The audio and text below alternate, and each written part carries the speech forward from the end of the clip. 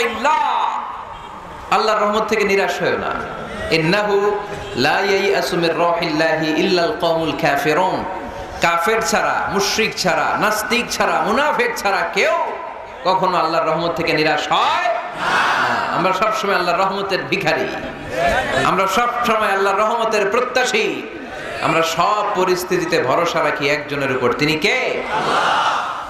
তাহলে এটা হচ্ছে সেন্ট্রাল থিম, যে আমরা হতাশ হব না। Never lose hope, never be frustrated, never be upset.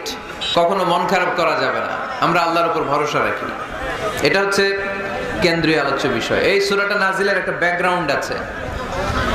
যেহেতু এটা মাক্কি সূরা, আল্লাহ রাসূল সাল্লাল্লাহু আলাইহি ওয়াসাল্লামের কাছে কোরআনের আয়াতগুলো নাজিল হতে শুরু করলো। রাসূল সাল্লাল্লাহু আলাইহি ওয়াসাল্লাম কোরআনের আয়াতগুলো প্রচার করতে শুরু করলো।